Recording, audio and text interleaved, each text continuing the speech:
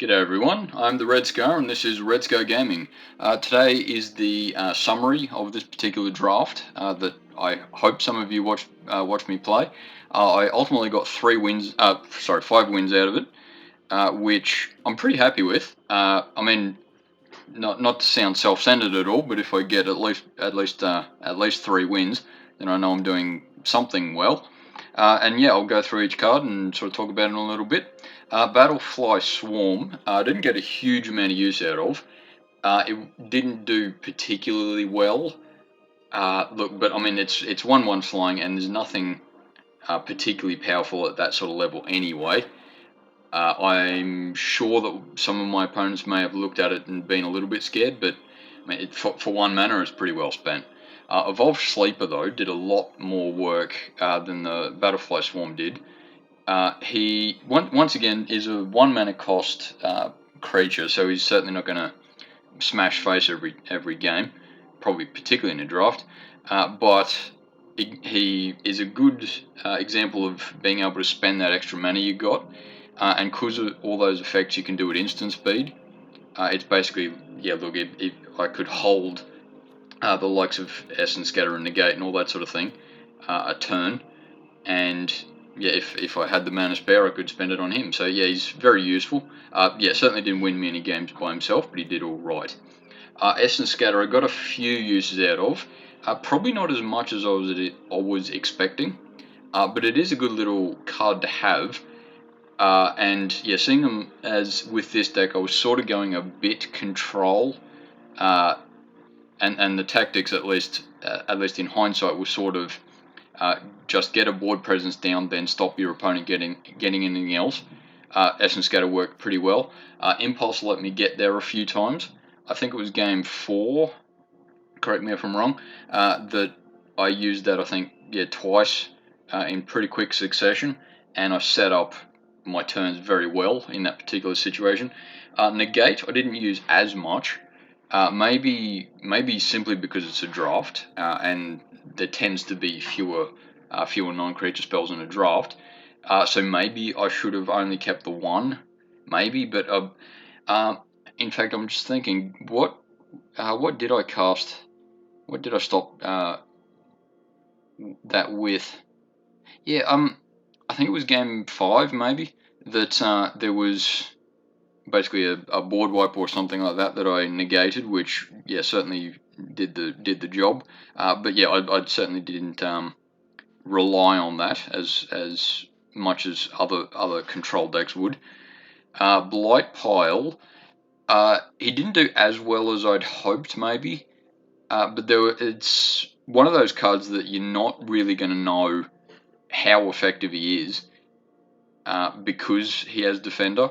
It's a 3/3 that you spend 2 mana on. I used his activated ability twice, maybe. So yeah, that wasn't really the reason why I drafted him. He did all right though. Knight of Dusk's Shadow, I got a fair bit of use out of him actually. While he didn't win the game by himself, I did activate his ability a few times. I think it was game 6 that I had 2 of them out on the board, though no, it was 7, maybe 8. Anyway, one of the games I had both of them out, and they were doing pretty well. It's just in that particular case I was being outnumbered, so they weren't quite as effective as I wanted. Toxic Abomination, I did get some good use out of. For the loss of 2 life is not bad. With the power of hindsight, Toxic Abomination is only good when you can rely on casting a creature this early in the game anyway. Because if you just cast him turn 2 and then have nothing to do for 4 turns, it's probably not worth it. You're probably better off having something that costs 3 and 3 power and not lose 2 life or something to that effect. But yeah, I'm certainly not unhappy with him.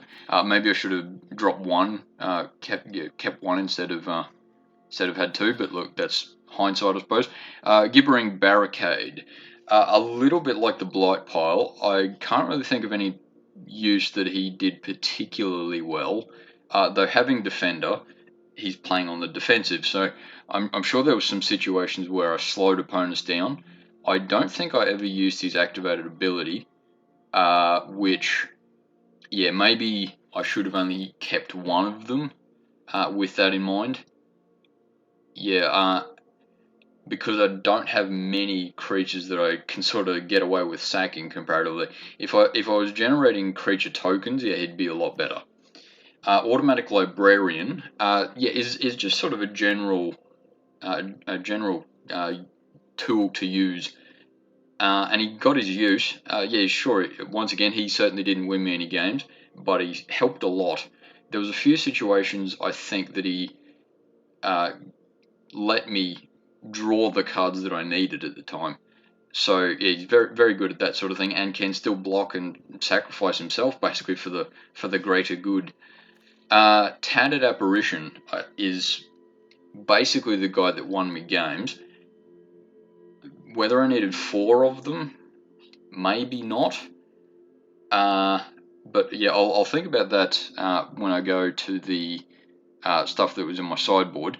But as this deck was ultimately a flying deck, he was sort of the way to go.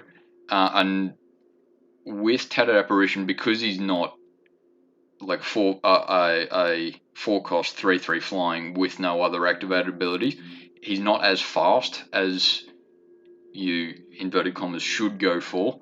But yeah, he certainly got some use, and I sunk plenty of mana into the various cards of those. Maybe I shouldn't have gone 4, but yeah, we'll have a look at what we can look at later. Sphinx of Clear Skies, I did get a fair bit of use out of. Attacking for 5 in the air was often the win condition. I didn't use his domain ability terribly well, or terribly effectively, I should say. There was game 4 or 5, I think, where I got a lot of use out of it, which may not have won me the game by itself, but it certainly helped. And he's a very tough creature. He's mythic after all, so very hard to get rid of. I don't think anyone ever destroyed him, but I could be wrong. I'm sure someone will be able to prove me wrong. Djinn of the Fountain didn't get as much use as I had hoped for. Maybe I shouldn't have taken it, though what to replace it with would have been a tough one, because with the it being a 6 cost 4/4 flying, it is not as good as Sphinx of Clear Skies, but it does have these other options when I cast an instant or sorcery, which I don't think I got that activated ability terribly often, though he's good enough that, I mean, hitting for 4, essentially unblockable a lot of the time, is good. It's certainly an ability worth having, so I'm pretty glad I got him. And yeah, lands wise, yeah, good. Happy with that spread of lands there. And I don't think I used Contaminated Aquifer as much as I'd maybe hoped. I know there was one game that I lost that I drew that way too late.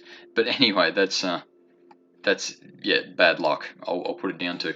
As far as what I should have put in, Artillery Blast certainly wouldn't have been particularly good in this deck, because it does rely on the whole domain bit, which in my case would have done up to 3 damage. It's not terrible, but I don't think I would have used it anywhere in particular. Destroy Evil, similar fashion.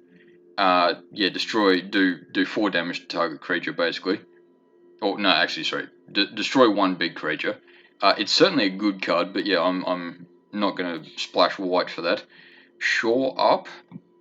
I think it was game maybe 2 or 3 maybe, that my opponent was playing a lot of removal, and Shore Up would have been really good. It's just, I didn't have it in that particular circumstance. It would have done really well. It is basically a combat trick with the whole untap adage, though I don't think there's anywhere springs to mind as far as I should have played Shore Up just for that. Academy Wall, Maybe I should have gone Academy Wall instead of Gibbering Barricade. Maybe. Because it's ultimately 3 mana and is better on the defensive as far as survivability. Though Gibbering Barricade having the 2 power may very well have helped. I remember a lot of my opponents went wider than me ultimately, so maybe Gibbering Barricade would have been better. Yeah, though still having blocked it would have been just as effective. Vodacy Scavenger. Remind me what that does. Enters the battlefield, look at the top X cards of your library. Yeah, that's essentially look at the top 2, draw a card. It's not useless. Maybe that's one I should have gone with instead of maybe a Gibbering Barricade. It's definitely not on the defensive, but I could have sacked it in a similar fashion to Automatic Librarian, and I would have, in a sense, had 2 automatic Librarians then. Yeah, maybe should have kept it instead of Gibbering Barricade. I'm not sure why that's showing up. Tolarian Terror. Yeah, in hindsight, maybe I should have dropped a Tattered Apparition. Maybe.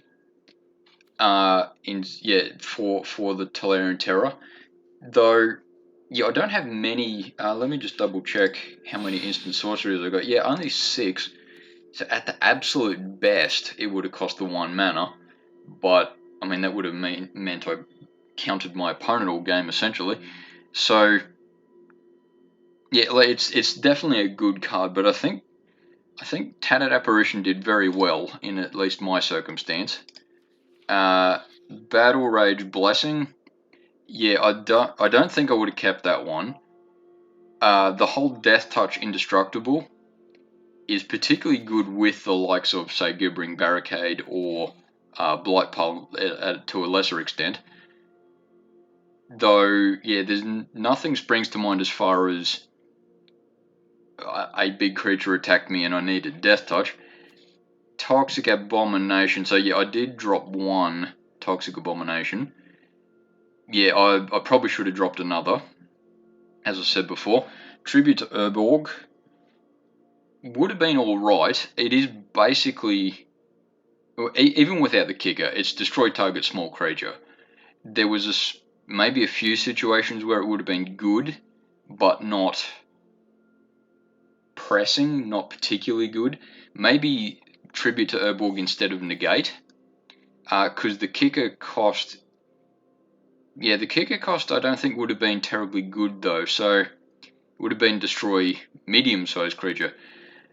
Yeah. Still maybe drop Negate for Tribute to Urborg next time. Balduvian Atrocity. I had for a while, a long section of that draft, thought about splashing red simply for the kicker cost. Maybe I should have.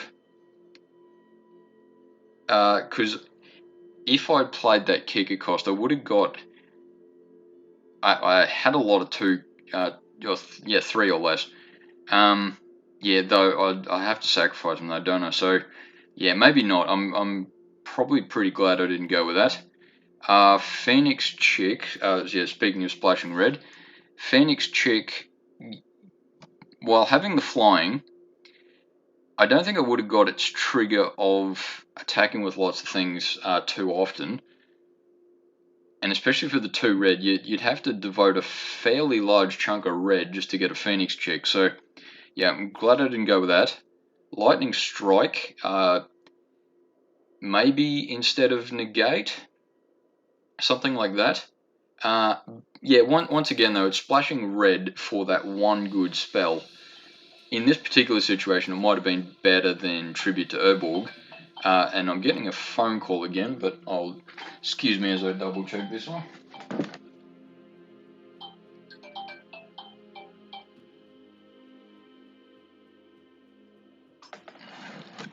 I missed that call, but I know who it is. I'll call him straight back. Anyway, sorry about that. Then to Inferno. Yeah, I don't think I would have got much use out of that one because I certainly wouldn't have got use of copying a spell, maybe with Impulse, but it's not the greatest spell to do a copy of. And I didn't have anything else really. Like, what are you going to do? Counter 2 creatures? And giving a creature double strike wouldn't have helped me much anyway. Dragon Whelp is probably the only red thing I should have put in, maybe, instead of Tattered Apparition, I suppose. That would have been my reason to splash red, but probably in any case, if you've just got one red thing, or one thing of another colour, you may as well just drop it. It's not going to be worth it. Yeah, I think I'm quite glad with not going another Dragon Whelp. Guys might, similar fashion, slightly buff one creature by 2 in my case, yet definitely not worth it. Contaminated Aquifer, I wouldn't have been splashing red, so Molten Tributary wouldn't have gone good. I didn't think that I had drafted 2 Librarians, but anyway, I'll assume for a second that I had. Maybe that instead of Gibbering Barricade, because I was really happy with how it went. Maybe instead of Tattered Apparition. I'll let you yell at me in the comments. But anyway, thank you very much for watching, and yeah, I'll do my next draft very soon. At least after I call this person back. Thank you muchly. See you later.